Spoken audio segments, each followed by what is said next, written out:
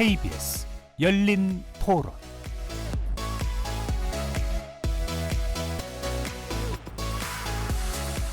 안녕하십니까. KBS 열린 토론 정준희입니다.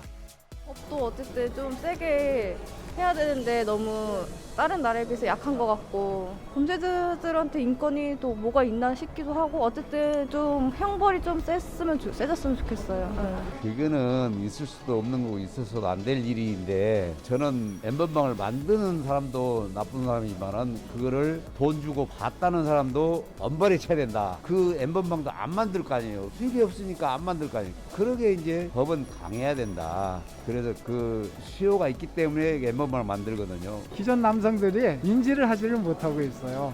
이 정도 갖고 뭘 그래. 그리고 몰래 카메라 이렇게 찍고 이러는 것도 이 정도가 뭐가 어때서 이제 그런 사회적인 인식 자체가 아직은 덜 성숙되고 또 바뀌려면 저는 멀었어요.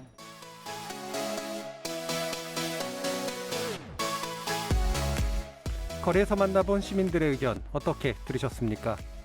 코로나19로 가뜩이나 힘든 시기, 지난 3월 이른바 엠번방 사건은 우리 사회를 큰 충격에 빠뜨렸습니다. 그동안 디지털 성범죄 심각성에 안일하게 대처해왔던 우리 사회에 경종을 울린 그런 사건이었죠. 그리고 현역 지자체장이 연루된 문제도 있었죠. 오거돈 전 부산시장의 사례는 권력형 성범죄 전형인 듯했고, 고 박원순 전 서울시장의 죽음을 둘러싸고 우리 사회가 큰 홍역을 치르고 있기도 합니다. 또 여러 여성을 성폭행한 후 연쇄살인 유기했지만 오리무중이었던 살인의 추억의 진범 이춘재가 잡혔고, 이 사건의 범인이 아니었지만 강압적 부실수사, 기소, 판결로 인해 억울하게 옥살이를 해야 했던 사람도 있었음을 알게 됐습니다. 어린아이를 무참하게 성폭행해서 죽음 직전에 이르게 한 죄로 감옥에 갇혀있던 조두순의 출소로 인해 왜 잔악한 죄인이 그 벌을 충분히 받지 않는지, 정작 두려워하고 숨어야 하는 건 오히려 피해자의 몫인지, 이런 상황이 이르는 동안 행정, 입법, 사법은 대체 무엇을 했는지 진지하게 묻도록 했습니다. 송년 특집 2020 한국인은 무엇으로 살았나 마지막 시간 제3편 엠번방과 성범죄 본격적으로 시작해 보겠습니다. KBS 열린 토론은 여러분이 주인공입니다. 문자로 참여하실 분은 샵 9730 누르시고 의견 남겨주십시오. 단문은 50원, 장문은 100원의 정보 이용료가 붙습니다. KBS 모바일 콩, 트위터 계정 KBS 오픈, 그리고 유튜브를 통해서도 무료로 참여하실 수 있습니다. 날카로운 의견과 뜨거운 참여 기다리겠습니다. KBS 열린 토론 지금부터 출발합니다. 살아있습니다. 토론이 살아있습니다. 살아있는 토론, KBS 열린 토론. 토론은 라디오가 진짜입니다. 진짜 토론, KBS 열린 토론.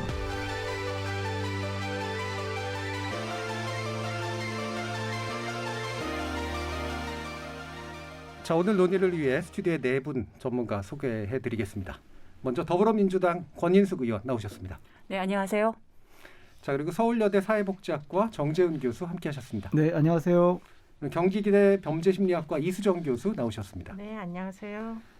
자, 연 3일째 소셜 데이터의 눈으로 2020년 대한민국을 분석해주고 계신 한국인사이트 연구소 전민기 팀장 자리하셨습니다. 네, 반갑습니다. 전민기입니다. 청취자 여러분들도 다양한 의견 부탁드리겠습니다. 일단 우리 사회의 이 엠번방 문제라든가 디지털 성범죄, 온갖 성비위에 관련된 이야기들, 성폭력 문제들, 연말 마지막 날 참 나누기가 좀 그런 주제이기도 한데요. 그래도 우리 사회에 굉장히 중요한 부분이었기 때문에 아프더라도 그리고 불쾌하더라도 나눠야 될 이야기들이 좀 있는 것 같습니다. 일단 이것에 관련해서 어떤 식으로 검색어 상황들이 있었는지 전민규 팀장께서 전반적인 걸 한번 정리해 주시죠. 네, 그 첫날 이제 코로나가 사회 이슈 중에서 3,900만 건으로 가장 많이 언급됐다고 했는데 그 다음이 N번방이라는 게 저는 네. 좀 많이 놀라웠습니다. 그러니까 올 한해 어떤 성범죄라든지 젠더 이슈, 특히나 어린이 범죄 이런 부분에 대해서 관심이 그 어느 해보다 좀 높았거든요.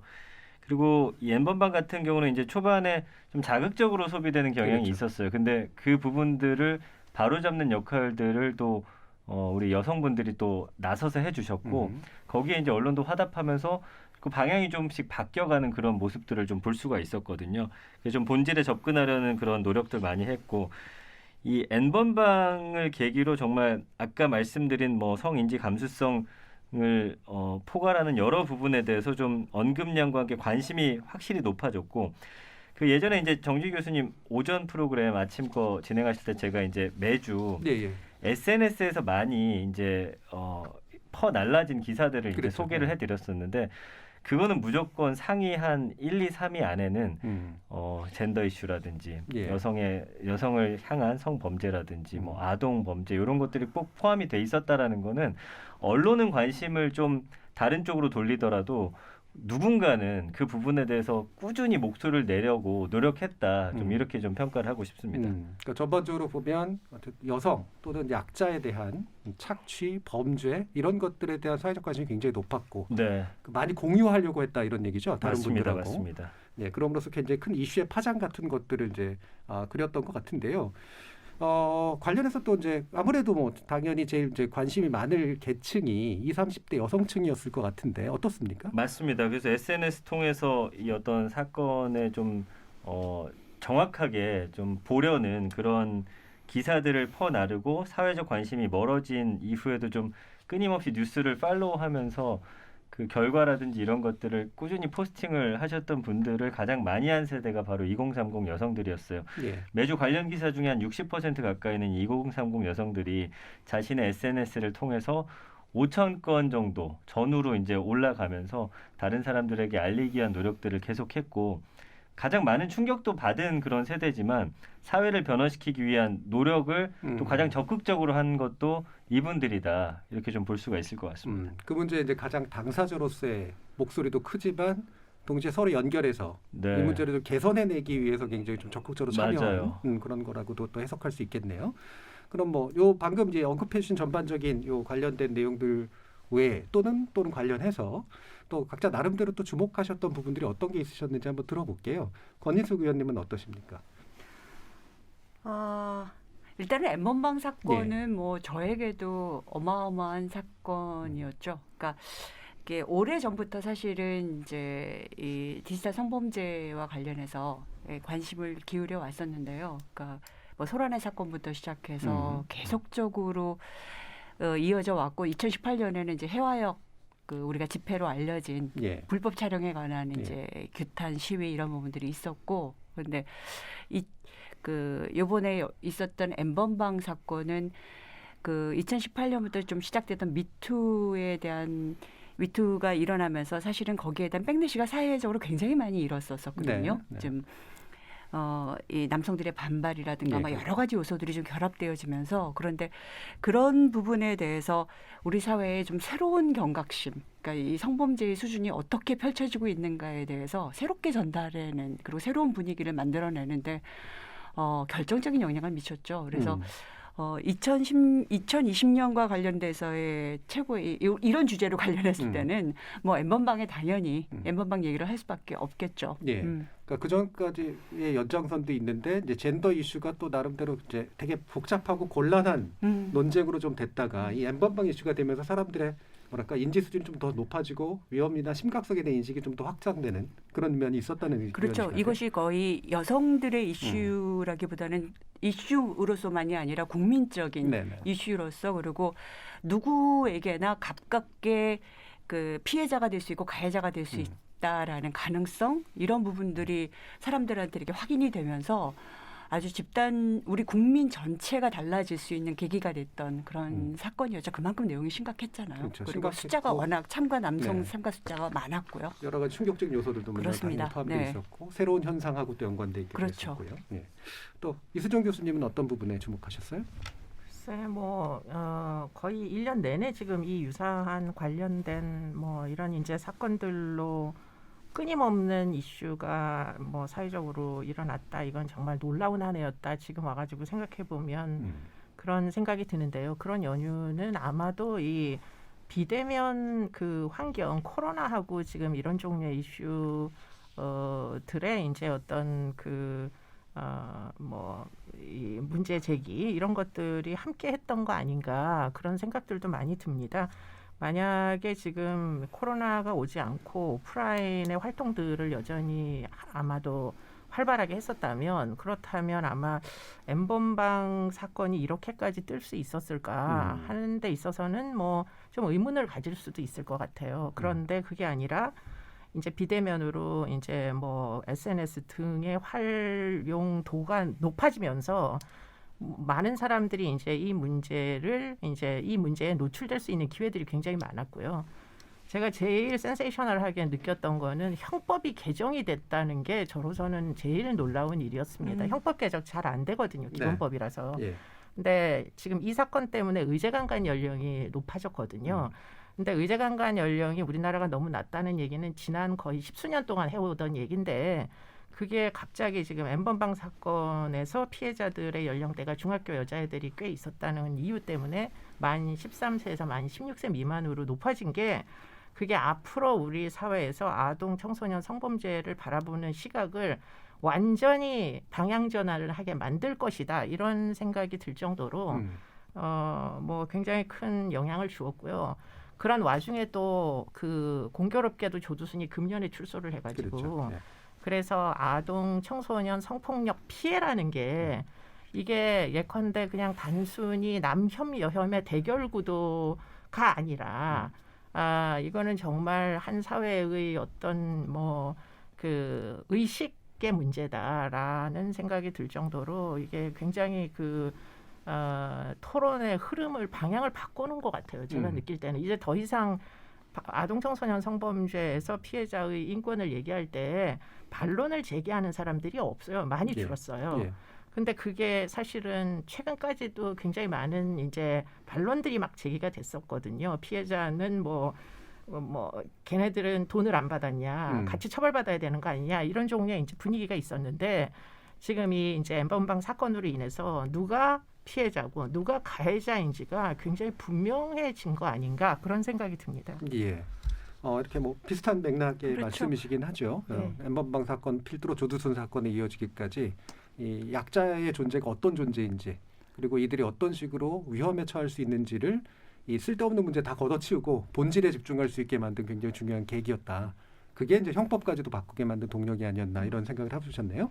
정재훈 교수님은 어떠셨어요? 근데 이제 약자 이야기를 하기에는 어떤 면에서 우리 사회에 평범성이 드러났다. 예, 평범성. 네, 그러니까 사실은 그 남자들이 이제 남자들끼리 여성을 어떻게 보면 이제 상품한다 그럴까? 예. 그냥 낄낄거리는 어떤 그런 문화가 여전히 있었고 미투 운동 국면에도 불구하고 사실은 이게 수면 밑으로 내려갔던 거지 근본적인 변화가 없었는데 그래서 어느 순간 이런 분위기를 이제 상품화할 수 있는 그런 계기는 계속 존재하고 있었다. 그게 이제 디지털이 거기에 이제 들어오면서 이제 우리 앞에 나타난 것이다. 그래서 한편으로 충격이지만 또 한편에서는 어떻게 보면 이제 터질 것이 터졌구나. 뭐 또 이렇게 볼 수 있을 것 같습니다. 그래서 앞으로가 그래서 굉장히 중요하다. 예. 뭐 이렇게 생각할 수 있을 것 같습니다. 그러니까 이게 특별한 문제로서가 아니라 되게 평범하고 만연해 있던 부분들 네. 그리고 사람들이 대단히 태만하게 생각했던 영역 네. 이게 이제 부상하게 된 그런 계기라는 뭐 말씀이시죠? 태만이라기보다는 너무나 우리 이거 숨쉬는 공기처럼 그냥 남자들이 어떻게 보면 자연스럽게 이렇게 그냥 살아왔던 그런 모습들이 이 디지털 그다음에 상품화, 성의 상품화 이런 것들이 들어가면서 그냥 순식간에 이제 그 과거에 못 보던 양상으로 터져 나왔다. 예. 그렇게 볼 수 있을 것 같습니다. 예. 제가 태만이라고 얘기했던 건 이제 지적 태만입니다. 네, 그렇죠. 예, 예. 그러니까 고민하지 않고 반성하지 맞습니다. 않는 네, 네. 이런 부분인데. 예, 그러니까 실제적으로 지난 5년 동안 젊은 여성들은 정말 이 얘기만 해왔어요. 네, 사실은 예. 디지털 성범죄와 관련 얘기들을 아까 해왔던 가장 문제까지. 중심에, 가장 중심에 소라넷부터 시작해서 그렇죠. 가장 중심에 놓고 얘기를 했는데 사실 의사결정을 내리는 정책 결정을 내리는 들의 사람의 삶에서는 이게 중요한 문제가 아니었던 거죠. 그러니까 귀를 기울인다고 했지만 한 번도 선도적으로 문제를 해결하려고 하지 않았고 그만한 역량을 집중하지 않았죠. 그래서 가장 극단적인 형태로 이번에 열렸고 근데 우리가 이게 가장 극단적이란 말을 쓸 수 없는 게 앞으로 또 어떤 일이 열릴지 어떤 일이 생길지 알 수 없는 세계가 이 디지털 성범죄 세계고 그것이 이 오프라인 세계하고 이게 맞물리면서 어떻게 갈지 알 수 없어서 저는 이제 지옥의 문이 열렸다. 예. 이 디지털 세계는 규율되지 않는 세계고 그리고 우리는 너무나 오랫동안 규율하지 않고 살아왔다. 그러니까 다른 나라는 최소 한 10년 전, 그리고 뭐 영국 같은 데는 한 2003년대부터 온라인 그루밍, 그러니까 온라인에서 먼저 이렇게 접근해서 이제 유인하는 특히 아동 청소년에 대해서는 심각하게 이 문제를 제기했거든요. 그리고 대부분의 나라가, 그러니까 지금 보면 63개국이 그 문제에 대해서 집중해서 고민을 했는데 그건 당연하니까 예. 이게 접근성이 열린 거니까요. 근데 우리는 정말 그 얘기 안 했습니다. 예. 그러니까 아동에 대한, 그러니까 우리는 성매매라고 생각하고 이상한 아이들이, 그러니까 뭔가 이 집 밖을 나온 가출하는, 우리가 사회적 보호할 가치가 없는 아이들의 무슨 이상한 행태로만 봤던 거지. 예. 그게 성착취라고 생각하고 진지한 관심을 기울이지 않았던 게 우리 사회 특성이거든요. 그러니까 10대 여성 청소년들의 성에 대해서 우리 사회가 어떻게 바라보고 있는 거하고 딱 맞물리는데 그 현실하고 이게 또 맞아 떨어진 거죠. 그래서 사실 2020년대에 벌어진 이 일에 대해서 우리가 지난 몇 년 동안 해왔던 지적 태만이라고도 하셨고 정책적 무능함, 예. 정책적인 긴장감을 갖지 못했던, 선제적으로 대응하지 못했던 나태함, 뭐 여러 가지 같은 말이긴 할 텐데 반성할 것이 너무 많죠. 그렇습니다. 이게 그 아까 해화동 해화동에서 있었던 시위라든가 이런 걸 얘기할 때 왜 내 목소리가 들려지지 않는가? 그렇죠. 그렇죠. 이제 왜 튕겨져 나가는가에 대한 좌절감, 분노 이런 게 굉장히 많았잖아요. 근데 이번 문제를 계기로 어쨌든 이게 입법의 영역, 행정의 영역, 또 엘리트들이 고민하는 영역, 또는 그런 걸 전혀 생각하지 않았던 분들이 이제 진짜로 고민해야 되는 영역으로 이제 들어온 건 분명해 보이는데, 그 뭐 여러 가지 계기가 있겠습니다만, 아까 이제 이수정 교수님께서 이제 미디어를 통해서 노출된 어떤 여러 가지 문제들, 그다음에 비대면 조건이 또 이제 담론을 활성화시키는 그런 측면들도 얘기했는데, 이 조주빈이라는 문제. 예. 굉장한 캐릭터였죠. 예, 이거 어떻게 보셨어요? 글쎄 이제 조주빈이라는 자가 이제 등장을 하게 네. 되면서 그 전에 그 직전에 있었던 사건은 사실 언론의 주목을 못 받았거든요. 네, 예, 예. 그게 이제 손정우 사건인데요. 그렇죠. 예. 근데 사실은 조주빈이나 손정우나 한 그 범죄의 내용은 흡사합니다. 그런데 사실은 손정우는 1년 반밖에 받지 않았고 네. 조주빈은 지금 뭐 1년 사이에 40년형을 선고를 받게 돼가지고 이게 웬 드라마틱한 변화냐. 너무나 놀라운 거는 이제 SNS에서 이런 범죄가 일어나려면 집단화가 되지 않으면 일어날 수가 없어요. 네. 그런데 보통 우리나라의 조직범죄라고 일단 기본적인 개념을 가질 때는 범죄 집단, 사전에 미리 이제 다 모여가지고 오프라인에서 만나서 결의를 하고 너는 무슨 역할을 하고 너는 무슨 역할을 하고 역할 분담을 해가지고 그래서 사전에 미리 계획을 해서 어떤 커다란 범죄를 일으키는 그런 것들만 범죄 집단이라고 여겨졌는데 지금 이 이제 박사방의 경우에는 서로 얼굴을 오프라인에서 보지 않은 공범들도 있어요. 그런데 개념 자체를 온라인 공범이라는 개념을 그리고는 이게 단독 범행이 아니라 집단화된 이제 조직 범죄다라는 그런 개념을 도입했다는 차원에서 굉장히 그 전과 지금 이 박사방의 처벌의 어떤 기제는 현저한 차이를 보인다. 그런데 그렇게 하다 보니까 저는 또 좀 넌센스한 좀 괴리 모순 이런 게 이제 발생하고 있다 이런 생각이 드는 게 온라인에서 예컨대 피해자 입장에서 보면요. 온라인에서 피해를 당했다. 성착취물의 피해자가 됐다. 그러면은 그 피해를 준 가해자는 이제는 집단으로서 40년까지 선고를 받을 수가 있어요. 그렇죠. 네. 근데 오프라인에서 그 못지않은 이제 아동 청소년이 성폭력 피해를 당하면은 그럼 그 형량은 40년이랑 유사한 형량이 주어지는 게 아니에요. 그래서 여전히 뭐 최근에 이제 선고된 1심 이제 판결인데 제주지법 판결입니다. 7년형을 받았어요. 네. 10살짜리 피해자도 있고 8명의 아동 청소년 피해자가 있는 사건에서 여전히 오프라인 성범죄의 경우에는 7년형을 주는 거예요. 그런데 지금 이 같은 동시대에 있는 조주빈은 40년형을 받았잖아요. 네. 그러면 그 차이가 어디서 유발되느냐? 그거는 아동 청소년이 성폭력 피해를 받았다라는 공통 분모에서 선고의 형량이 차이가 나는 게 아니라 예컨대 법적으로 이걸 어떻게 정의하는 문제냐, 예. 어떻게 정의할 거냐. 어떤 종류의 범죄냐. 네, 이런 이제 편의 뭐 그걸 편의라고 얘기할 수 있을지 모르겠는데 여하튼 그런 법적인 기준에 의해서만 이게 형량상의 차이가 나고 여전히 문제 의식이 없게 아동 청소년 성폭력을 전혀 심각한 범죄라고 여기지 않는 판례의 어떤 흐름은 한편으로는 또 공존한다는 거예요. 그래서 이게 언젠가는 갭을 맞춰가야 되는 거 아니냐. 예. 뭐 사람들이 주목하면 40년형을 주고 사람들이 주목을 하지 않는 뭐 어떤 지방에서 일어난 사건 같은 경우에는 피해 아동이 여러 여전히. 명이라도 7년형밖에 안 주고 전자 감독도 이거는 보안 처분도 같이 병과가 안 됐어요. 그래서 도대체 이 기준이 어디서 이제 이 차이가 어디서 유발되는 건가? 뭐 며칠 전부터 굉장히 고민 중인데 이걸 예. 줄여야 되는 거 아닌가 그런 생각을 좀 하게 됐습니다. 말씀 주신 것처럼 이게 이제 이번에 특히 조주빈 케이스 같은 경우에는 이제 범죄 집단 구성 혐의라고 하는 게 이제 본격적으로 적용된 케이스라 그 형량에 있어서 상당한 이제 부분들이 좀 가능했던 측면들이 있는데 유사한 범죄가 이런 식의 이제 법 적용을 받지 못할 가능성도 꽤 있다. 여전히 이제 그런 그렇죠. 말씀이시잖아요. 그렇죠. 예. 뭐 손정우 건은 뭐 너무 단적인 사례고요. 그리고 사실 판사들의 판결이 또 굉장히 이 어떻게 보면은 이 사회적인 이 요구에 뭔가 본인이 부당하다고 생각하는 본인의 자기 성적인 어떤 판단 기준과 자기의 그 남성들의 이 행위에 대한 이해가 좀 다르다고 생각하면서 굉장히 퇴행적인 판결도 자주 나오고 있잖아요. 네.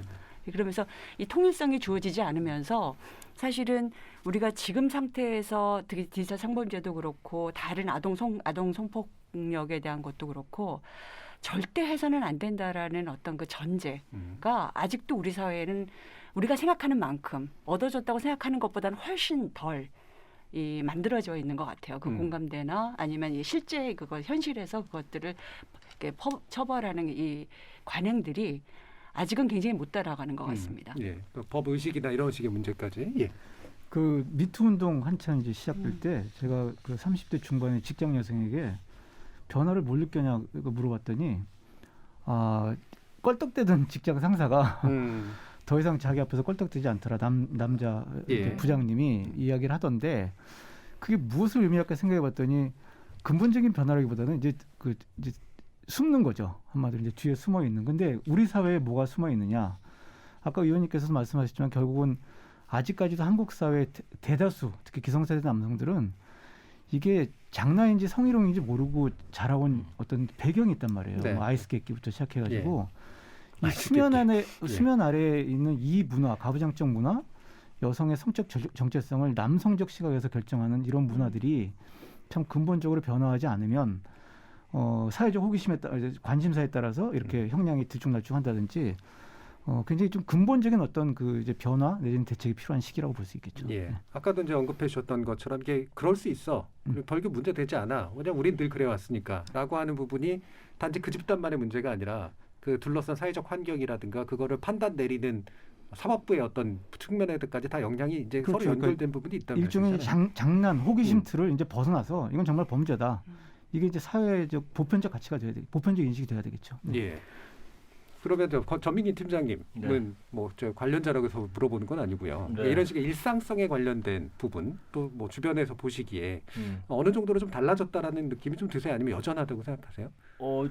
저는 이제 40대 초반인데 예. 그 친구들 같은 경우도 이제 예전에 그냥 툭툭 던지던 뭐 이런 농담들 확실히 좀 조심하는 분위기 있는 것 같고요. 예. 그러니까 저희는 그 어릴 때 자란 건 아까 교수님이 말씀하셨던 그런 상황에서 자라왔고 여자 아이들을 그런 식으로 놀리거나 뭐 장난치거나 근데 이제는 이 사안들이 터진 걸 보면서 이거는 잘못된 것이었구나라는 걸 좀 깨닫는 그런 순간들이 있었던 것 같아요. 그걸 인식하고 나서부터는 좀 달라지기 위한 노력들을 해왔던 것 같고요. 근데 이제 저는 좀 이건 다른 사안인데 좀 SNS에서 그 우리 여성분들이 매주 이런 작은 사건들이라도 올리시는데 그 관심을 못 받는 경우가 상당히 많아요. 그래서 예. 아까 형량이 차이가 많이 난다고 했는데 이 가해자의 어떤 캐릭터나 발언이 좀 화제가 되어야지만 이 사건들에 좀 사람들이 관심을 갖는 네. 그런 성향이 있거든요.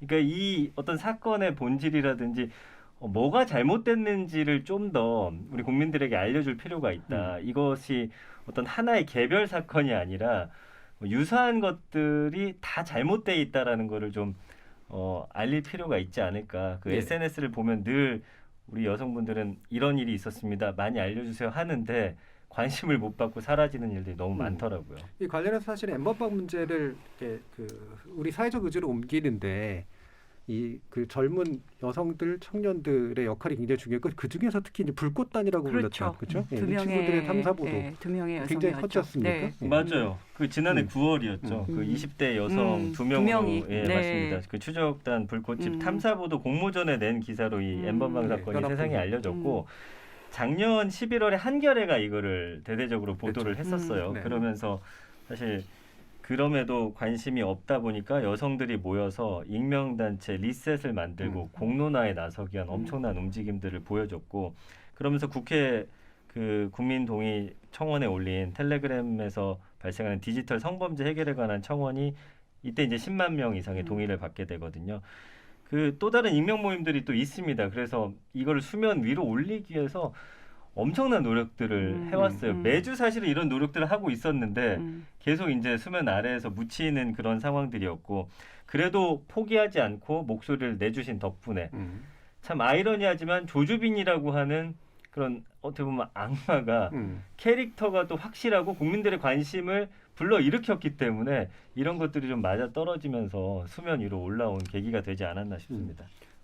권 의원님이 이제 국회 진출하시면서 네. 예, 지금 이제 국회 안에 연구단체가 국회 여성 아동 인권 포럼이잖아요. 네, 대표시기도 그렇습니다. 하고 네. 그리고 이제 엠번방 사건을 비롯한 이제 이런 디지털 성범죄 문제를 굉장히 중요한 의제로 올리셨잖아요. 네. 예, 그게 이제 굉장히 이런 환경이나 이런 사회적 조건이 영향을 좀 미친 건가요? 네, 뭐 제가 그 국회의원 선거를 하면서 그때 이제 이 사건이 같이 맞물리면서 사실 국회의원 선거를 압도할 만한 이 폭발력이 있었던 거의 유일한 사건이었었죠. 예. 네, 유일한 사건이었고 그리고 이제 모든 화제들 예를 들어서 뭐 황교안 그 전 대표가 이제 호기심 때문에 가담한 사람은 뭐 봐줘야 되는 거 아니냐 그랬다가 이게 도대체 호기심으로 들어갈 수 있는 가담할 수 있는 조건의 문제가 아닌 거를 왜 이렇게 모르고 그리고 이렇게 놀이라든가 그냥 어쩌다가 어울려서 들어간 거로 이렇게 이해하는 그런 식의 이 판단들이 이런 문제를 더 키운다라는 이제 문제의식이 되게 컸었잖아요. 그래서 이제 그런 것이 이제 그만큼 당시에 이 문제를 결정하는 그러니까 사회의 이런 의제를 결정하는 사람들과 네, 현실에서 이런 일들이 벌어질 때의 경험이 완전히 차이가 나는 하나의 극단이 좀 보여졌던 거였고요. 그래서 저는 이제 이 문제 굉장히 이제 중요하게 바라보고 또 피해자 입장에서도 바라보고 그럴 수밖에 없는 게 디지털 성폭력이 피해자가 이게 끝이 안 나는 피해 경험을 하는 문제. 이 문제도 굉장히 제가 천착할 수밖에 없었고 그리고 아까도 말씀드렸지만 왜 우리 사회가 이 온라인 상뿐만 아니라 아까 이제 그 의제강간 연령 얘기도 하셨는데 왜 이렇게 아동 청소년 여성에 대해서 왜 이렇게 냉혹했을까? 왜 이렇게 관심을 안 기울이고 그렇게 그 관련돼서 벌어지는 그 수많은 착취와 행동 억압된 행동들에 대해서 우리 사회가 다른 성폭력 문제에 대해서 관심이 그렇게 다른 나라에 뒤떨어졌다고 보기는 참 어렵거든요.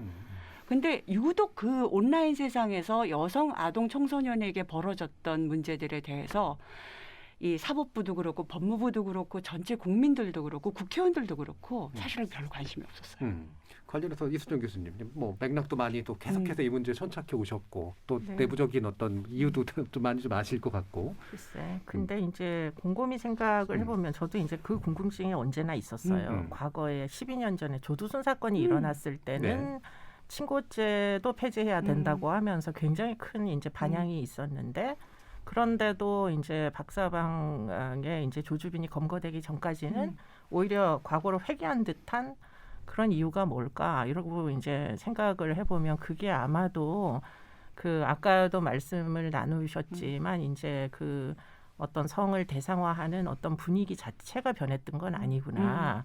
그런 생각을 갖게 되고요. 거기다가 이제 유달리 우리나라는 상대방의 이제 어떤 의사 동의를 사실은 성범죄 기준으로 삼지 않는 나라예요. 그러다 보니까 동의가 아닌 동의를 하는 철없는 아이들은 피해를 당해도 그게 사실은 폭행이나 협박이 없으면은 다 성범죄를 인정을 안 해주는 분위기가 있었던 거죠. 그래서 그게 이제 아까 의제강간 얘기를 했지만 사실은 그 의제강간 연령이 높아지면 그 청소년들 그 일종의 이제 회색지대에 있었던 피해를 당해도 피해라고 말조차 하지 못하고 자기가 어쨌든 모델을 시켜줄게 뭐 배우를 시켜줄게 했을 때 응해서 이 문제가 발생하는 거잖아요. 네. 그 응한 부분에 대해서 자책하는 청소년들 판단 능력이 아직은 미비한 이 아이들을 결국에는 보호의 대상으로 삼지 않으면 그럼 이 문제는 절대 끝나지 않을 것이다. 이 아이들은 보호의 대상이 되고 이 아이들을 결국은 성착취한 사람들은 엄벌에 처해지는 이런 이제 법률의 도입이 있지 않으면 이 어떤 성 문화가 안 바뀔 것 같다 이런 생각을 많이 했는데 다행히도 21대 국회에서 뭐 여러 가지 입법들을 해주셨고 그래서 지금 앞으로는 아마 조금 이제 양상이 달라지지 않겠나. 잘못 건드렸다가는 정말 패가 망신할 수도 있다. 이런 이제 어떤 사회적인 분위기 이런 게 아마도 의제강간 연령에 해당하는 어린 아이들에 대한 피해와 그 이상 되는 연령대 물론 그 이상도 그렇게 해서는 그렇죠. 안 되지만 이건 좀 그러나 다른 영역이 경계가 분명히 이제 있고, 어느 정도는 분명하게 생기지 그어지는 않겠느냐. 면이 있는 것 같고 제가 이제 온라인 그루밍에 관심을 기울였던 그래서 것도 법안. 그래서 그 유인하는 행위부터 시작되는 거거든요. 이 뭐 여기도 마찬가지였고요. 엠번방 사건도 마찬가지였고, 근데 그건 다 범죄가 아니에요. 그래서 아동 청소년에 대해서는 적어도 성적인 목적을 가지고 유인하는 것 자체를 이제 금지하는 아예 접근을 하지 말아라. 사실은 접근을 하면 안 되죠. 그 접근의 목적이 뭐겠어요. 그렇죠. 그 다음 단계라는 게 그렇죠. 뻔한 그게 거니까요. 범죄라는 거를 우리가 아직 우리 사회가 확립을 안 시켜놨다는 게 저는 정말 사실은 너무 기가 막힌 일이라고 생각이 들어요. 그게 우리 사회 이제까지 이 문제에 접근해온 디지털 성범죄부터 시작해서 아동 청소년에 접근해왔던 그 모든 거를 담고 있는 현실이다. 그래서 정말 반성해야 될 것은 정말 많다라는 생각이 드는 거죠. 그럼 이제 온라인 영역으로 이제 그 문제시 범죄시 될 수 있는 그 나아갈 수 있는 그런 영역으로 이제 관련된 아동들을 끌어들이고 유인하는 것부터가 범죄로 인식되는 법안이 그렇죠. 되시는 거죠. 그렇죠. 뭐 구체적인 어떤 규정 같은 것들이 좀 있으신가요? 규정 같은 경우는 일단 이제 그 개념 자체를 이제 범죄라고 들어가는 정하고. 거하고 거기에서 가장 이게 사람들한테 해서는 안 된다라는 거를 가능하게 하려면 사실은 처벌이 돼야 되는 거거든요. 그렇죠. 예. 근데 처벌이 되려면 이거는 위장 수사가 필수적인. 이렇게 결합되지 않으면은 불가능해요. 이게 어차피 사적 개인들 간에 막 이제 채팅 앱이나 뭐 여러 가지 다른 공간에서 이제 온라인 공간에서 이루어지는 것이어서 그래서 그것이 내가 이런 일을 하면 뭔가 잡힐 수 있다라는 가능성이 계속 열려져야 되고 그게 보여져야 되거든요. 그래서 이제 위장 수사가 이제 같이 좀 결합되는 방식으로 이제 법안을 지금 이제 만들어 놓고 지금 여성가족위에서 이 개념 자체는 정립이 됐습니다. 이게 범죄라는 거. 근데 요 의장수사 부분에 대해서 이게 인권침해적 요소에 관해서 이제 경찰청과 법무부가 또 한판 씨름을 좀 같이 이제 저희하고 지금 하고 있는 상태입니다. 근데 이건 빨리 돼야 돼요. 예. 이 가장 중요한 영역을 우리가 지금 사실 놓치고 있고 너무너무 사실은 죄송스러운 상황이죠. 예, 이게 그 아까 그 알렸던 추적단 불꽃 같은 경우가 일종의 잠입 취재를 그렇죠. 상당히 네. 위험한데 잠입 취재를 한 셈인데 그때 이제 경찰한테 이제 도움을 요청을 했는데 사실은 경찰은 직접 들어가진 않고 그냥 이렇게 저렇게 해봐라라고 얘기해주는 정도 선이었었잖아요. 관련해서 이 위장 수사 경찰들도 직접 들어가긴 했죠. 그때 좀 나중에. 위장을 했는데 이게 나중에 이게 위법한 행위로서 되기 때문에 그렇죠. 예. 법적 뭐 증거 능력이라 이런 걸 문제 삼을 수도 있는 거고요. 그러니까 이 행위 자체가 이런 식으로 이렇게 들어가서 뭔가 개입하고 그다음에 이제 거기에 이제 그 구성원이 되려면 뭔가를 올려야 돼요. 그러니까 뭐 이런 행위들, 참여 참여 행위가 될 수가 있고 그래서 이 자체가 다 문제가 되는 겁니다. 현재로서는 아직은 법적으로 보호받는 수사 방식이 아닌 거죠. 그래서 그런 문제에 대해서 적극적으로 경찰이 할 수 있도록 우리가 이 방법을 좀 이렇게 도입해야 되는데. 아직 그게 이제 해결이 안 났습니다. 지난번에 관련 토론할 때 이수정 교수님도 이 부분 중요성 되게 강조해 주셨죠. 중요하죠. 그러니까 뭐 지침을 아주 디테일하게 정하면은 이게 뭐 위장 수사를 그냥 무작정 하는 게 아니고요. 뭐 위장 누구를 위해 대신 위장을 할 거냐, 누구로 위장할 거냐, 그 불꽃 추적단 친구들처럼 미성년 이제 청소년으로 위장을 했던 거잖아요. 그런 식으로 어떤 위장을 하는 데에 필요한 어떤 여러 가지 지침과 또는 위장을 하려면 어떤 아이덴티티가 있어야 되는데 실존하는 아동이나 청소년이면 안 되니까 그 이제 그렇죠. 아동이나 청소년 실존하지는 않지만 아동이나 청소년처럼 위장을 하려면 그 뭐 정보가 있어야 될 거 아니에요. 네. 그러니까 가공된 정보. 뭐 예를 들자면 미국의 이제 어떤 수사 지침 안에는 옛날 아이들 사진, 옛날 어른들이 이제 기증한 사진. 그리고는 뭐 그 어른들이 옛날에 어렸을 때의 사진이나 아이덴티티를 기증을 해가지고 DB가 있어요. 경찰에서 쓰는 DB. 그 DB에서 랜덤하게 뽑아가지고 어떤 지침에 따라가지고 이제 함정 뭐 일종의 위장 수사를 하면 그래서 수거된 정보는 사실은 증거력을 주는 이런 이제 어떤 지침 이런 것들이 이제 마련이 돼야 되는데 근데 그렇게 하려 그러면 제가 볼 때는 우리나라에서 제일 이제 필요한 일들은 결국에는 조직들 여러 이제 그 아까도 말씀하셨지만 법무부와 경찰 또 뭐 그 외에 법원도 저는 관련이 있다고 그렇죠. 생각하고요. 영장을 지금 그렇죠. 검찰이 이제 영장을 사전에 받아라라고 예. 요구하고 있는 상태고요. 그래서 여기 그러니까 좀 여러 협력이 가지 필요한 거죠. 누구를 위한 협력이냐? 그건 결국 우리나라의 아동이나 청소년의 안전이라는 걸 앞에다가 두고는 사실 누구도 뭐 자기들만의 어떤 이익을 주장할 수는 없는 거잖아요. 그러니까 좀 희생도 좀 하고 양보도 하고 그래서 이게 꼭 구현이 돼야 그래야 다크웹에서의 수사가 가능해지는 거죠. 그래서 이제 범죄로 범죄를 정의할 수 있는 영역을 넓히고 그다음에 그 범죄로 정의된 영역을 규명할 수 있는 이제 새로운 종류의 수사 방법에 대해서도 수단이 합리적으로 이제 갖춰줘야지만 의미가 결합돼야지 있죠. 가능한. 네, 그래야지만 가능합니다. 근데 이제 그럴 때 제가 생각할 때는 개인에게만 처벌을 하는 것을 대부분 생각하고 있는데요. 그러니까 이제 뭐 사용자들이죠, 유저들. 근데 업체들이 저는 또 굉장히 문제가 많다고 생각해요. 네. 그렇죠. 그 채팅 애플리케이션이나 그럼요. 또는 뭐 그 외에 다양한 플랫폼들이 지금 앞으로도 계속 탄생할 거기 때문에 그러한 이제 어떤 플랫폼에서 영업을 하려고 그러면 사실은 트래픽이 많아야 되는데 트래픽이 몰릴 만한 어떤 시장을 구축해야 되는데 그게 사실은 상당 부분 불법성이 가미되지 않으면 누군가를 희생을 시켜서 뭐 누군가에 의해서 착취되게 이렇게 하는 구조가 제일 돈 벌기가 쉽단 말이에요. 네.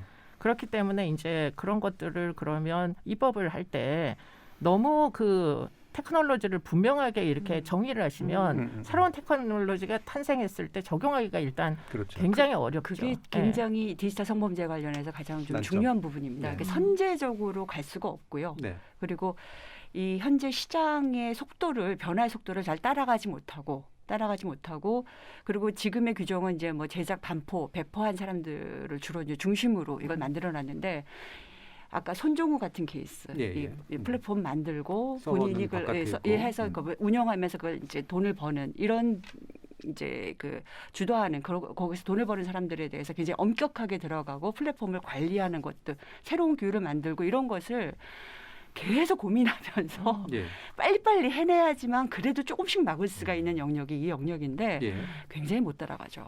그 초기에 그 인터넷 도입됐을 때 흔히 사용됐던 그 뭐랄까요, 그 비유 같은 게 길을 열어놓은 사람이 길 위에서 마약 파는 사람까지 어떻게 관리하느냐 이제 뭐 이런 논리들을 많이 썼었잖아요. 근데 이미 이제 상당히 진척된 상태에서는 이게 더 이상 유효한 비유는 분명히 아닌 것 같다라는 생각은 드는데 제도적으로 이제 풀어야 되는 난점들은 꽤 좀 있는 것 같아요. 그다음에 처벌도 어느 정도까지 강화해서 양형하고 이래는 것이 필요하냐는 부분까지 포함돼서 정재훈 교수님은 이런 부분에 대해서 어떤 생각을 좀 가지고 근데 이제 구체적인 그 기법에 대해서는 두 분 전문가께서 잘 아시니까 뭐 거기에 대해서 제가 따로 드릴 말씀은 없고 그런데 어떻게 보면 이제 반성하는 내지는 성찰하는 삶 특히 이제 남성 입장에서 그러니까 아까 처음 이야기 나오셨을 때 결국 우리가 아닌 것은 아니다라는 평범한 상식이 한국 사회에 통하지 않고 있구나라는 거 하나 그다음에 남성들 입장에서요 지금까지 우리가 흔히 말하는 남성적 시각으로 세상을 결정해 왔다. 세상을 살아왔다. 세상사를 결정했다. 이거를 받아들이기가 아직까지 굉장히 어려운 거예요. 그러니까 예. 우리가 뭐 흔히 아주 쉽게 말하면 뭐 여검사 표현하듯이 이제 예. 남성적 시각으로 보는 거 아닙니까? 뭐 아주 네. 간단한 예로. 근데 이게 참 어렵다. 그 남성들 꽤 좀 나름대로 사회적 지위가 있는 남성들의 모임에서 우리가 한번 반성문을 한번 써보는 게 어떻겠느냐. 그런 제안을 한번 한 적이 있었는데, 예. 그러니까 모르고 살아왔잖아요. 사실 예. 어떻게 보면. 그리고 우리가 장난처럼 얘기했지만 이렇게 살아왔지만 이제 앞으로 이렇게 살면 안 된다.부터 시작해서 좀 진지하게 반성문을 써보자라는 이야기를 했을 때 어떤 분이 굉장히 이제 화를 내시면서 예. 안 그래도 우리 치열하게 살아왔다. 근데 여기서 무슨 이제 이게 우리한테 오히려 가하는 가해 아니냐. 네. 네. 라는 식의 문제 제기를 하시는데요. 굉장히 진지하게 보였어요. 그게 그만큼 우리가 이제 우리 중심으로 살았던 이 삶 자체, 삶 자체를 다르게 보는 게 굉장히 어려운 작업이겠구나. 예. 그래서 이제 기술적으로 또 법 제도적으로 접근해야 될 측면이 분명히 있고 단기적으로 봤을 땐. 근데 지금 우리가 특히 남성주 입장에서 어떻게 우리가 변화하고 이제 성찰적으로 살아갈 것이냐. 그래서 또 여성 운동하시는 분들께 이거 남성들 도와줘야 된다. 그때 또 여성 운동하시는 분들은 너네들은 뻑하면 우리한테 도와달라고 그러느냐. 너네들끼리라서 잘해야지. 또 이런 말씀도 하시고. 도와달라고 그런 말을 자주 듣지 못했는데요. 그렇죠. 그러기도 언제 도와달라고 그러셨어요? 누구하고 얘기하시는 거죠? 그러니까 이제 여성들이 지역사회에서 남성들이 이렇게 조직화돼야 되는데 이런 방향으로 조직화되는데 남성 운동이 조직화돼야 되는데 여성 운동이 좀 도와줘야 된다. 예. 뭐 이제 이런 이야기를 했었는데 이제 여성 운동 입장에서 또 이제 여성 운동 하시는 분들 입장에서 니들이 좀 먼저 변하는 모습을 보여봐라. 이제 아마 이런 메시지였었던 것 같아요. 있을 거예요. 네, 그런 것들이 생각의 갭이 있는 것 있고. 같고. 예. 그리고 이제 지금 여러 가지 이렇게 문제들이 좀 얽혀 있잖아요. 그러니까 저는 좀 피해자에도 관심이 많이 가지만 이번에 디지털 이 엠번방 관련해서 뭐 가해자들 막 12살짜리까지 나오잖아요. 네. 그러니까 이게 사실 우리 사회가 지난 몇 년 동안 젠더 갈등이라는 걸 막 부추기고 확대해서 보도하면서 그리고 이제 20대 남성들의 분노를 굉장히 많이 전달하려고 하면서 사실 어떤 한 측면에서는 전달하려고 하면서 혐오해도 좋다라고 막 부추긴 면들이 분명히 있습니다. 사실은. 그러면서 이런 이 성범죄를 하는데 어떤 가치적 자양분이라고 그럴까요? 예. 불을 뗐다고 할까요? 그런 요소가 굉장히 많이 있습니다. 그러니까 초등학교 저학년 한 4학년 때부터 이 반 분위기가 아이들이 남자 여자가 서로를 굉장히 혐오하는 그런 문화들이 만들어지고 그러면서 그런 분들 있죠. 예, 네. 그러면서 남자들이 또래 문화 속에서 이 성범죄가 결합되기가 너무 쉬운 거예요.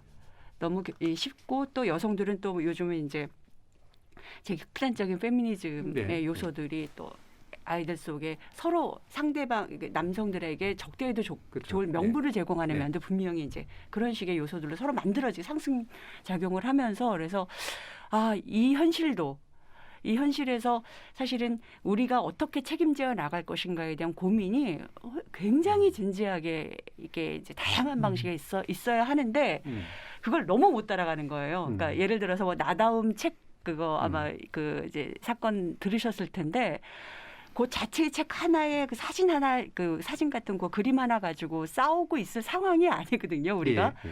근데 아이들한테 뭐 이 콘돔 사용법이나 이런 걸 가르쳐 주면 막 끔찍한 일인 것 같이 생각하는 정도의 고등학생한테도 그런 걸 접근하면 안 되고 아이들한테 정확한 성지식을 전달하면 안 되고 아이가 나의 성을 어떻게 이해해야 되는지에 대해서 사회가 진지하게 고민하지 않고 남의 성에 대해서 어떻게 대응해야 되는가에 대해서도 진지하게 논의할 수 없는 부모하고 이렇게 대화가 거의 불가능한 왜냐하면 부모들은 아이가 성을 아는 게 너무 두려워하는 부모들이 굉장히 많으시거든요.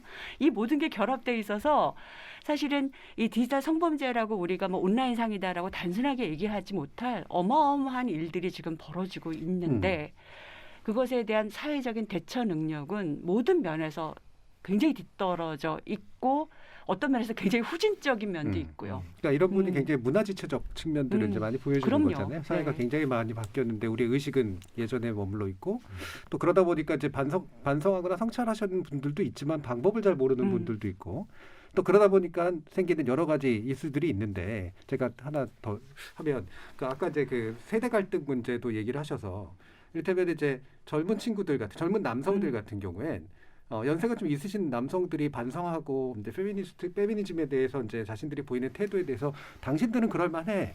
근데 우리는 그렇게 잘하지 않았어. 라고 생각하면서 왜 우리를 잠재적 가해자라고 생각하지? 당신들의 반성을 나한테 요구하지 마. 이런 식의 이제 굉장한 감정을 표출하는 경우들이 막 있단 있죠. 말이에요. 이런 부분은 전민기 팀장님 혹시 많이 주변에서 보진 않으셨어요? 글쎄요, 저는 그런 부분을 네.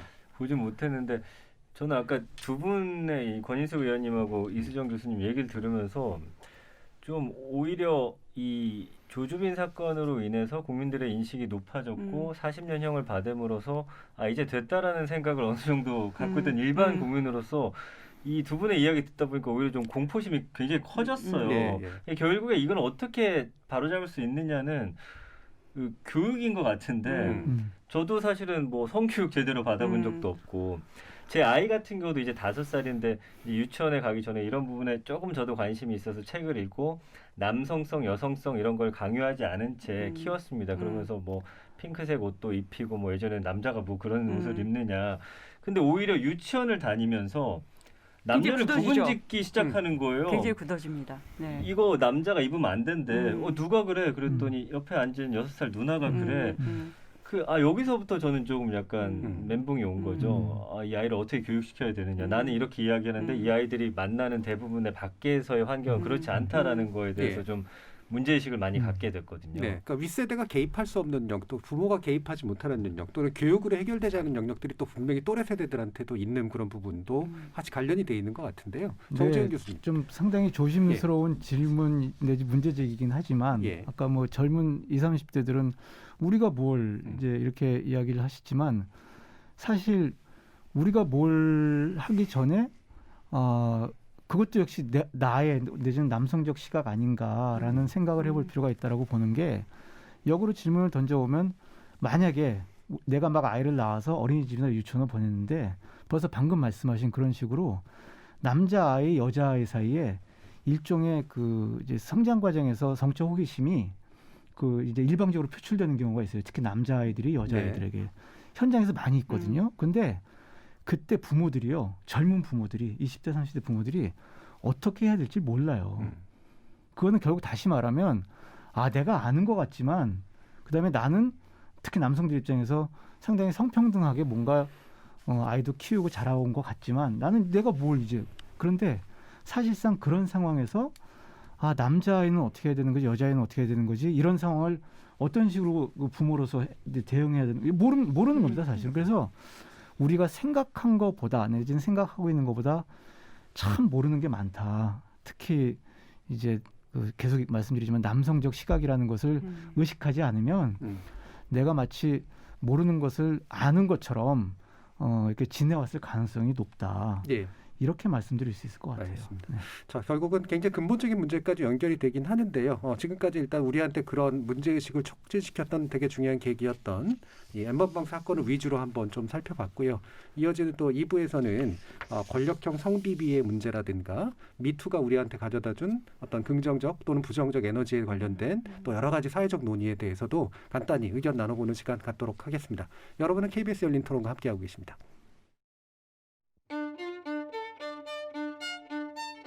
토론이 세상을 바꿀 수는 없습니다.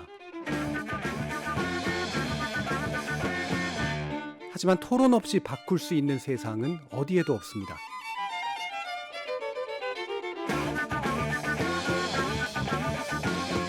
세상의 선한 변화를 갈망하는 당신. 정답이 아니라 질문의 힘을 믿는 당신. 우리 KBS 열린 토론에서 만납시다.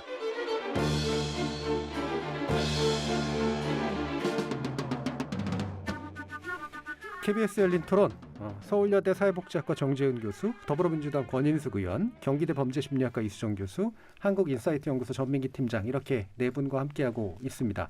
2부에서 좀 논의해 볼 것은 사실 이 부분은 전통적인 문제였죠. 그리고 미투가 폭로하고 미투가 이제 변화시키고자 했던 핵심적인 내용도 바로 이 권력의 차이나 지위의 차이에서 생겼던 수많은 이제 성폭력에 관련된 그런 문제들이었었는데요. 특히나 이제 현역 지자체장에 이제 관련된 사건들이 지속적으로 나오게 되면서 이 문제가 다시 한번 또 우리 사회를 힘들게 했던 측면도 있었던 것 같습니다. 이 사건들을 어떻게 보셨는지 일단 간단히 말씀 들어보고요. 또 관련된 이제 여러 가지 데이터 경향도 한번 보도록 하죠. 이수정 교수님 어떠신가요? 글쎄요, 뭐 최근에 뭐 어저께 그저께 뭐 계속 발표가 돼가지고 그렇죠. 네. 그래서 다시금 또 이 이제 사건이 이제 사람들의 주목을 받기 시작했는데 뭐 그러나 우리의 이제 궁금증은 오히려 더 오리무중이 되고 네. 뭐 실체적 진실들은 결코 알지 못하는 이제 장막 속으로 완전히 가리워지게 되고 결국 피해자만 남았는데 이 피해자의 피해를 인정조차 하지 않는 어떤 이제 사회적인 분위기 또 수사기관에서도 역시 이제 공소권이 없다는 게 도대체 어느 정도까지 그 문제가 되는지 피해자 입장에서는 하는 것들 다시 한번 우리에게 상기시켰다 이런 차원에서 보면 참 안타깝게 짝이 없는 사건이다 이런 생각이 들고요. 예. 과연 이제 이것을 꼭 정치적 문제로만 이게 간주가 돼야 되는지 저는 안타까움이 감출 수가 없습니다. 예. 틀림없이 실존하는 피해자가 있고 그리고는 권력형 성범죄에 해당하는 피해를 입었다면 비록 이제 그 공소권이 현행법상은 없기 때문에 조사를 하는 것이 뭐 직접 증거들을 확보하는 것이 어려울 수도 있겠지만 그러나 어쨌든 경찰이 이제 뭐 방조 혐의에 대한 7명에 대해서 수사를 이제 관련된 뭐 6층 사람들에 대한 예. 수사를 했었고요. 그리고는 또 2차 가해 행위를 한 사람들에 대한 또 수사도 했었고 그렇기 때문에 어느 정도는 윤곽을 아마 틀림없이 알고 있을 개연성이 굉장히 높은데 어떤 것도 발표를 하지 못한 채 그냥 끝이 나다 보니까 결국은 이제 피해자만 지금 안타까운 상황에 던져진 이런 이제 상황이 됐어요. 예. 그래서 뭐 너무 안타깝다. 이러면 대체 누가 신고할까 하는 게 이제 좀 걱정이 됩니다. 그래서 그런지 모르겠는데 미투를 한동안 굉장히 많은 사람들이 용기를 가지고 피해 여성들이 발굴을 했는데 시들해졌어요. 지금 이 현재 상황은. 예. 이게 이제 앞으로의 한국 사회를 위해서 도움이 되는 이게 사회적 분위기인가는 뭐 결코 그러기가 어렵겠죠, 당연히. 그래서 좀 걱정이 사실 됩니다. 예. 이 미투가 가져왔던 에너지가 이제 한참 끌어오르다가 이제 꺾인 측면들은 분명히 있는 것 같은데 그 요소들은 원인들은 여러 가지인 것 같아요. 그게 문제가 해결이 안 돼서 그럴 수도 있고 무력감이 있을 수도 있고 또는 그것을 해석하거나 실제 사건들마다의 개별적 차이점 뭐 이런 것들도 좀 있는 것 같고요. 그래서 이 부분을 또 우리가 어떻게 사회가 다시 한번 좀 정비하고 가야 되는가라는 그런 진지한 고민이 필요한 것 같은데 정지훈 교수님은 어떻게 생각하시나요? 전 사실 개인적으로 뭐 많은 사람들이 들었겠지만 충격이 컸습니다. 충격이 컸고 한동안 생각도 정리가 안 됐고 그런데 참 방송에서 조심스러운 이야기일 수도 있겠지만 법적 기준을 가지고 이제 다투는 것을 박원순 전 시장께서 만약에 원하셨을까? 그랬다면은 그래서 내가 그것이 그분의 뜻은 아니었을 것 같다. 무슨 얘기인가 하니 아까 우리 그 법적 판결이라든지 여러 가지 과정의 이야기를 했지만 정말 그 잣대도 다르고 상당히 여러 가지 그 허점들이 많잖아요. 법 제도적인 허점 같은 것들이 많이 있는데 법 제도의 문제를 따지기 이전에 그동안 달라진 그 사이에 달라진 기준 여러 가지 이런 문제를 보면 달라진 기준에 어느덧 안 맞는 부분들이 있었던 걸 어쨌든 이제 본 것이 아닐까. 네. 예, 여러모로 우리가 거기에 초점을 맞춰서 이제 이야기하고 또 이제 되돌아보고 그래야지. 그래서 아마 법적 기준을 가지고 우리가 지금 현재 그게 뭐 양쪽으로 어떻게든 간에 이렇게 다투는 것은 그분의 뜻은 아니지 않았을까 아닐 거라는 생각이 들고 예.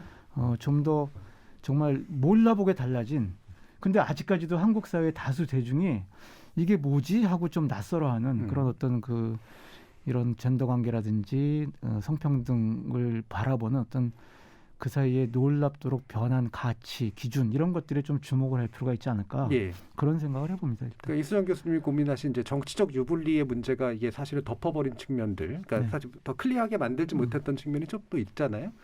또 한 가지 또 방금 말씀해 주신 것처럼 이게 법의 다툼의 영역으로 막 잘라내서 이게 불법이냐 아니면 비불법이냐 이런 식으로 가다 보니까 결국은 정작 중요한 문제들에 대한 논의라든가 대안들 이런 건 이제 마련하지 못한 거 아니냐라는 그런 그렇죠. 문제의식으로 읽힙니다. 권희수 의원님 어떠신가요?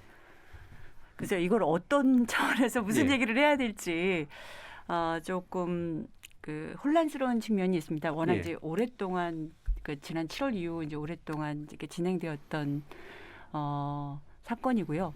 일단 오늘 이제 검찰의 발표에 의하면 박원순 시장이 이제 이 피소 가능성을 알았고 몇 개의 피소 가능성을 경로를 인정했고 통해서. 예. 그런 거 피소 가능성을 인정했고 그런 행위가 있었다라고 본인이 판단했고 그럴 만하다고 판단하셨던 것 같고요. 피소될 만하다고. 예, 문제 삼고자 한다면 문제 삼을 만하다. 그렇죠. 삼을 수도 있겠다라는. 네, 그러니까 예. 피소 당할 만한 상황이라고 본인이 인정을 하셨던 것 같고 그 자체가 갖는 의미는 분명히 있다고 생각합니다. 예. 그러니까 본인이 죽음을 선택하셨고 그리고 피소 당할 만한 그 가능성이 있다라고 보셨던 그 자체가 이 피해자가 이 피해자와의 이 과정에 대한 한 부분을 예. 이제 이번에 부분이 한 정리가 됐다라는 생각이 저는 들고요. 예. 그 부분에 대해서는 정리가 됐다는 생각이 들고 이제 우리 사회가 조금 이제 못 풀어나가는 부분이 이제 방조 관련한 부분이긴 한데 이거는 일단은 뭐 기소나 이런 곳에서 해결되지는 않겠지만 일단 인권위의 이제 그 조사 결과는 일단 좀 봐야 될 것 같고요. 예. 네, 봐야 될 것 같고 여기서 사실은 그러니까 가해자가 죽음을 선택했기 때문에 밝혀지는 게 굉장히 어려웠던 면은 분명히 있었던 것 같습니다. 그리고 예. 사실 방조 수사나 이런 거가 잘 되기가 굉장히 어려운 수사거든요. 예, 그 영역 자체가. 예, 그 영역 자체가 굉장히 사람들의 기억 속에서도 그렇고 뭐가 이렇게 증거가 다 이렇게 정확하게 드러나기가 어려워서 그래서 그런 식으로 진행되면서 뭔가 우리가 이렇게 사람들이 알고 싶어하는 만큼 그리고 피해자가 증명해내고 싶은 만큼 뭔가 밝혀지는 게 굉장히 어려웠던 그 아쉬움이 있고 또 한편에서 이제 우리가 좀 굉장히 고민할 수밖에 없는 부분은 이 사건이 가지고 있는 어떤 지금의 우리에게 주는 교훈을 잘 받아내는 방식으로 지금 가고 있는가에 대한 안타까움이 분명히 있는 거죠. 예. 그러니까 이제 며칠 전에도 다 아시겠지만 뭐 편지가 드러나고 거기에서 이제 실명이 예. 드러나고 거기에 대한 만평도 사실은 굉장히 이상한 만평이 이제 따르고 그것들에 대해서 다들 굉장히 놀랐는데 사실 피해자 보호는 특히 성폭력 사건에서 특히 권력형 성범죄 사건 같은 거대한 어떤 힘에 대한 도전에 관련한 부분들은 피해자에 대한 보호가 굉장히 중요할 수밖에 없잖아요. 네. 근데 그 부분에 대해서 우리가 사실 지켜야 될 최소한의 선을 지금 못 지키고 있는 것에 대한 부분은 굉장히 크게 반성해야 될 부분이라고 여겨지고 그 부분만은 정말 이 뭐 사법 권력도 그렇고 굉장히 진지하게 이 보호하기 위해서 노력을 해야 된다라고 저는 생각을 합니다. 예. 노력해야 된다 생각하는데 또 다른 한 측면에서 우리가 이제 고민해 볼 수밖에 없는 부분은 아까의 우리 이제 그 논의에서도 나온 부분이긴 합니다만 권력을 가진 분들이 이 자신이 이제까지의 삶의 습성과 이 자기 가치 판단이 굉장히 잘못될 수도 있다. 특히 조직 문화와 관련해서. 특히 여성을 하급자로 두는 이런 조직 문화와 관련해서 굉장히 잘못된 방식으로 흘러갈 수 있다라는 그러니까 자기의 주관적인 판단이나 주관적인 어떤 행동들이 사실은 그 사람한테 성희롱이 될 수도 있고 성폭력이 될 수도 있는 그런 행동으로 얼마든지 만들어질 수 있고 그런 식의 조직 문화를 만들 수 있다라는 것에 대한 두려움과 반성을 사실 너무 안 해왔던 예. 상황인 거죠. 그러니까 2018년에 그 정도 사건이 벌어졌을 때 나는 다를 수 있는가에 대해서 반성하지 않으면 정말 안 되는 거였었어요. 그러니까 겁먹을 수밖에 없는 상황 아니었나요? 저는 만약에 저였다면 저는 무지하게 겁먹었을 것 같아요. 그러니까 왜냐하면 내가 이제까지 여성과 동등한 차원에서 일을 해본 적이 없는데 그리고 우리 사회의 권위적인 어떤 그 서열 문화나 이런 것이 굉장히 강고한데 그걸 내가 잘할 수 있을까? 특히 이 분야의 부분에서 나의 행동과 나의 일방적 방식이 정말로 괜찮을까에 대해서 정말 고민하는 게 맞았는데 제 경험에 의하면 제가 몇 번 이제 강의를 가도 그렇고 사실 반발이 더 컸던 면도 분명히 있습니다. 뭐 노력을 한 분들도 있겠지만 노력을 한 분들만 나는 다를 거라고 생각하는 분들도 사실 굉장히 많고 근데 뭐 네. 가지고 다르다고 생각하는지 잘 모르겠고 제 입장에선 그랬습니다. 근데 특히 우리 50대 이후는 정말 그런 경험을 할 수 있는 기회가 진짜 없거든요. 네. 자기를 변화시킬 수 있는. 근데 어떤 자신감이었는지 저는 잘 모르겠고 근데 20대 남성들이 이렇게 이제 반발하고 이 사회의 뭐 역차별이다라고 얘기하는 그 요소에 사실은 더 심적으로 더 기대시면서 자신이 변화하지 않는 어떤 합리화가 있었던 건 아닌가라는 생각도 저는 해봤었어요. 저는 해봤었고 개별적 경험에서 너무 많이 느끼고 그리고 이제 뭐 그런 경찰청 교육에서 막 거의 고위 간부들이 막 거세게 반발하는 거 경험했다는 얘기 듣고 네. 저도 그런 경험했었고 아까도 말씀드렸지만 그래서 저는 이게 막 연속으로 벌어진 거. 연속으로 2년 사이에 3건이 지방자치단체, 광역단체단체에서 벌어진 것에 이 뼈 아픔을 정말 변화시키는데 이 권력을 가진 특히 남성분들이 정말 뼈 아프게 변화하고 있을까에 계속 퀘스천 마크가 드는 게 굉장히 안타까운데 정말 안 변하시면 큰일 나죠. 예. 정말 큰일 난다는 경종은 지금 울렸는데 그것이 교훈이 그렇죠. 예. 좋은 방향으로 갔으면 좋겠습니다. 저는 그러니까. 이 권력형 성범죄가 갖고 있는 우리 사회에 앞으로 어떤 방향으로 나가야 되는가에 대한 이 사회의 큰 요구에 정말 좀 제대로 대응하는 모습이 있었으면 좋겠습니다. 예. 반드시 대응해야 되고 바뀌고 변화해야 되는 문제로서 확고하게 이제 들어오게 된 셈인데 이게 되게 좀 약간 불투명해진 측면, 흐릿해진 측면, 또 피해가고 있는 측면 이런 것들도 좀 남아 있어서 생기는 문제들이 여전한 것 같아요. 그래서 안타깝고 아쉬운 부분도 있는데 그럼 전민기 팀장께서 요 관련돼서 이제 주로 됐던 검색어라든가, 네. 그다음에 또 더해서 이제 또 그 성별로에 따라서 또 관심도 달랐을 것 같거든요. 네. 그런 것까지 포함해서 한번 말씀해 일단은 주시죠. 권력형 성범죄 연관어를 분석을 해봤는데 뭐 성범죄나 여성 피해자, 뭐 가해자 이런 부분들은 늘상 나오는 키워드들이고요. 이제 인물 세 분이 아까 뭐 말씀을 해주셨듯이 박원순 전 서울시장 인물 연관어 중에서는 가장 많이 언급이 됐습니다. 뭐 충격도 컸던 것 같고요. 그 다음에 이제 안희정 전 충남지사, 오거돈 부산시장이었는데 없던 단어 하나가 이제 연관어 상위 10위에 있는 게 2차 가해라는 표현이에요. 이게 이제 새로운 개념으로서 하나가 들어왔죠. 그러니까 예전 성범죄하고 좀 가장 달라진 부분이라고 할 수 있어요. 올 한해 2차 가해에 대한 어떤 논의도 상당히 많이 이루어졌고 좀 개념 정립이 된 것 같고요. 성범죄 이후에 피해자의 사실은 모든 일반인들이 아무 생각 없이 이 사람이래라고 하면서 인터넷에 이제 사진이 뜨면 이 사람이야 참 안 됐다. 이 죄의식 없이 봤었거든요. 네. 근데 그 부분도 잘못된 거라는 걸 이제 처음 알게 됐던 거고. 그다음에 이제 말도 안 되는 루머가 나오는 부분에 대한 어떤 부당함들도 좀 많이 토로했고 감성어도 살펴보면 혐오라는 부정적 표현이 가장 많이 언급됐고요. 여성의 입장에서는 좀 두렵다라는 반응 그리고 피해자의 고통에 대해서 함께 나누려는 그런 표현들이 상당히 많았다. 그래서 뭐 당연히 뼈가 아프지만 그래도 이 피해자를 좀 보호해야 된다. 그리고 2차 가해를 해서는 안 된다. 라는 어떤 인식은 그래도 이제는 조금 생겨난 그런 한 해가 아니었나 싶습니다. 예. 그러면 뭐 이 부분도 더 깊이 좀 얘기는 해야 되긴 합니다만 결국 아까 정재현 교수님께서 이제 말씀하셨던 이제 당사자라고 생각할 수 있는 분들의 이제 깊은 자기를 돌아보는 일과 함께 또 세대 간 차이도 넘고 성별 간 차이도 넘으면서 이게 교육도 하고 같이 문화를 바꾸기 위한 노력도 하고 이제 이래야 되잖아요. 그런 된 부분에 관련해서 어떤 뭐 이야기를 해주실 수 있을까요? 이제 공공기관이나 공무원 대상으로는 한국양성평등교육진흥원에서 예. 나름대로 그래도 이제 상당히 체계적인 성평등 교육이 이루어지고 있습니다. 뭐 또 내실 여부를 따지는 논쟁과 상관없이 그런데 이 우리 대중 내지는 한국 사회를 대상으로 해서 이제 젠더 이슈에서 시작하면서 그렇지만 이게 어떤 보편적인 어떤 민주 시민 교육을 할 수 있는 뭐 시민 교육청이랄까? 예. 그러니까 이제 우리가 그 과거에 그 새마을 운동 과거 기억이 있어서 무슨 뭐 계몽 홍보하느냐 뭐 이제 이런 식의 반발이 있을 수도 있겠지만 이제 정말 그 이제 민주 시민으로서 덕목을 쌓는 이제 그런 기회를 구조적으로 만들어야 된다. 그러니까 이게 그 사실 이제 젠더 이슈가 해결되면 뭐 다 해결될 것 같지만 또 아니지 않습니까? 그러니까 이게 한국 사회가 지금 가장 큰 문제 중에 하나가 어느 분이 그러시는데 가짜 뉴스가 뭐냐 그랬더니 내가 믿고 싶지 않은 뉴스가 가짜 뉴스다. 네. 그러니까 각자 자기 할 말만 하고 사는 거예요. 네.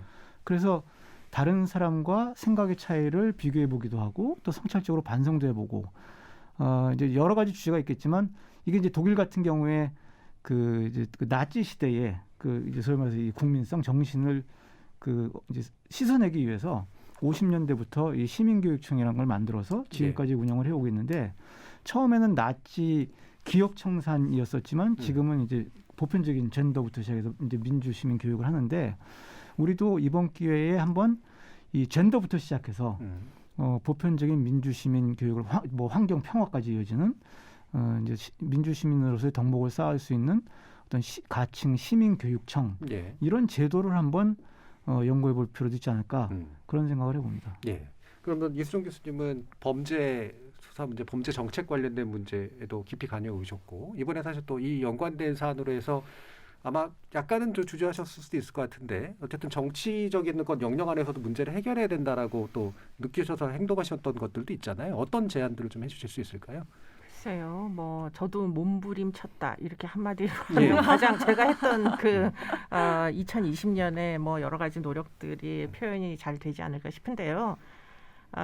그런데 이제 곰곰이 생각을 해보면 이것은 좌우의 문제인가 정치적 문제인가 이건 전혀 아닌 것 같고요. 그리고는 지금 이렇게 해서 이제 특정 뭐 어떤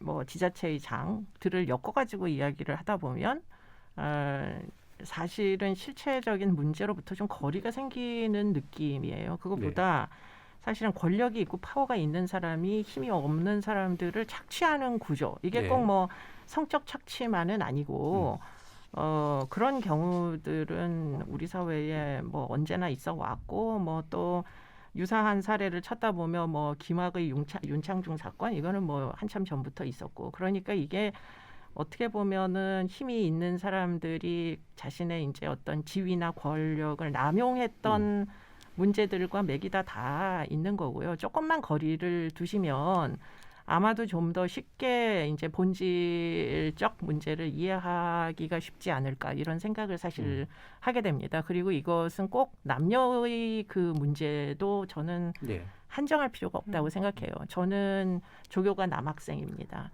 그렇기 때문에 제가 그 친구의 생사 여탈권을 쥐고 있고요.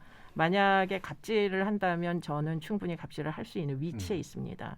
그런데 문제는 그 사람에게 내가 하는 어떤 제스처가 어떻게 비칠까를 생각하는 순간에 문제는 너무 쉽게 해결되거든요.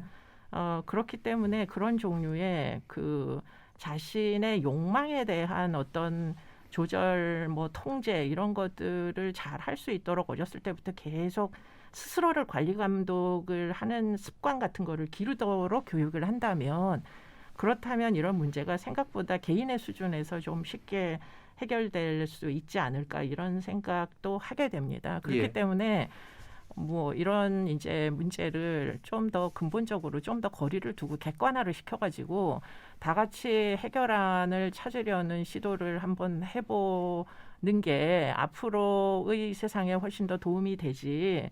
이것을 너무 막 이분법적으로 단순화를 시켜가지고 대결 구도로 이렇게 가는 게 이게 정말 이게 우리 사회가 성숙한 사회가 맞나? 전 사실 굉장히 그 회의를 많이 가지면서 2020년을 보냈어요. 이렇게까지 이게 대결해야 될 이슈인가? 피해자 입장에서는 너무 분명하게 피해를 당한 거거든요. 언제나 피해자 입장을 생각해 보면 분명합니다. 범인이 검거되던 범인이 검거되지 않던 피해는 발생한 거거든요. 그렇기 때문에 사법제도 도 역시 피해자를 중심으로 생각을 해보면 무엇을 어떻게 해야 되는지 너무 분명하게 알 수가 있어요.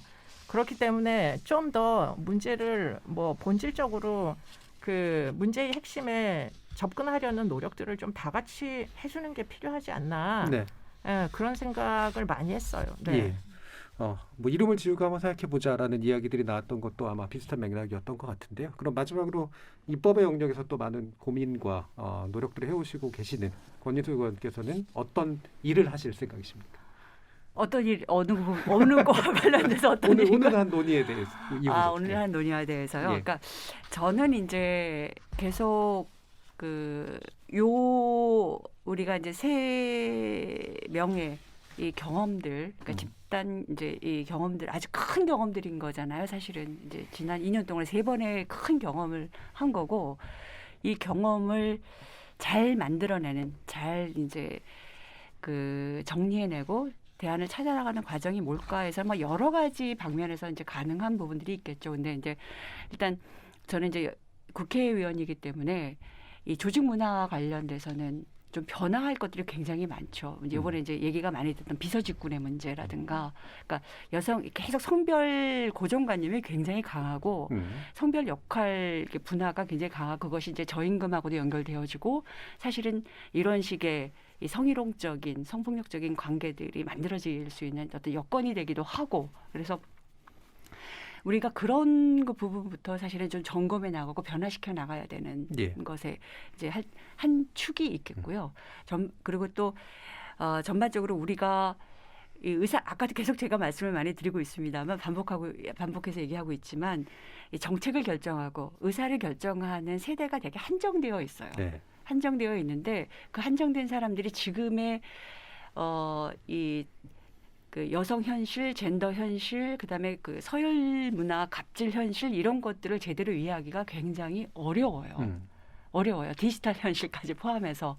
그래서 그거를 정말 이게 그 속에 잘 들어가서 이게 판단할 수 있는 이 구조를 만드는 것도 저는 정말 중요하다고 생각이 듭니다. 네. 그래서 그런 변화를 이뤄내는 거. 그게 이제 한편에서는 아까 제가 본인이 굉장히 두려워해야 된다라는 식으로 이제 개인에 대한 이제 촉구도 했었지만 이 집단 속에서 우리 사회를 이끌어 나가는 이 집단이 스스로 우리가 무엇이 부족한가를 좀 판단해야 되는 부분들이 분명히 있는 거죠. 그러니까 한 예를 들면 제가 그 얘기를 몇 번 했는데 검사들하고 제가 만남이 있었어요. 그때 이제 제가 서지현 이제 검사 사건 이후에 대책위원장을 하면서 그때 한 남자 검사가 그러더라고요.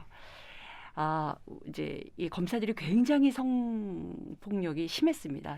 이제 발생 사실이 많았는데 여성 검사들이 굉장히 그런 걸 많이 겪고 있었고요.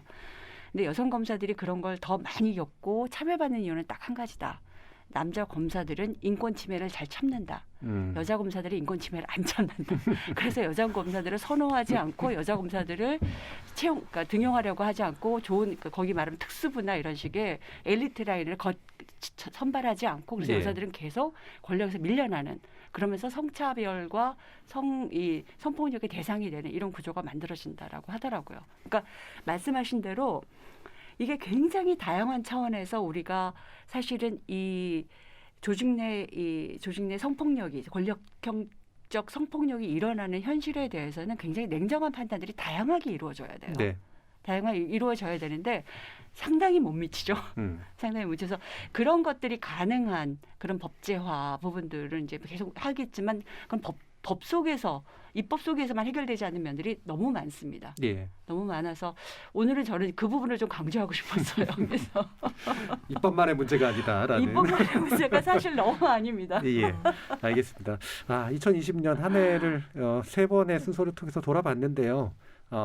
돌아보다 보니까 확실히 많은 것들이 있었고 많은 것들을 더 해나가야 된다라고 하는 그런 느낌이 많이 들었던 것 같습니다. 오늘 중요한 토론 함께해 주신 경기대 범죄심리학과 이수정 교수, 한국인사이트연구소의 전민기 팀장, 더불어민주당 권인숙 의원, 서울여대 사회복지학과 정재윤 교수 네 분 모두 수고하셨습니다. 감사합니다. 감사합니다. 감사합니다.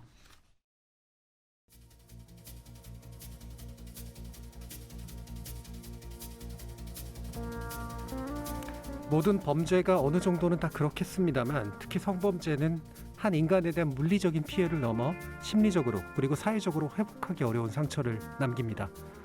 비록 과거에 비해 많은 제도적 인식적 개선이 이루어지고 있다곤 하나 피해자가 겪어야 했을 그 끔찍한 고통을 줄이거나 예방하는데 우리 사회가 기울이고 있는 노력은 여전히 부족한 것도 사실이죠. 또 이 문제가 가해자로서의 남성 그리고 피해자로서의 여성이라든 즉 생물학적 성별 간 차이와 갈등이라는 잘못된 대립구도 속에 갇히면 그나마 이루어왔던 사회적 개선이 방향과 동력을 잃을 위험도 있습니다. 지위와 힘을 이용해서 어떤 죄의식도 없이 약자를 성적으로 착취한 자를 엄히 벌하고 디지털 등의 새로운 수단이 성범죄에 활용되지 않도록 개입하고 우리 국가와 사회가 적극적으로 피해자의 회복을 지원하는 것이 우리 모두를 위한 정의라는 점 명확히 했으면 합니다. 혼란했던 한 해를 잘 버텨주신 모든 분들께 경의를 표합니다. 지금까지 KBS 열린 토론 정준이었습니다.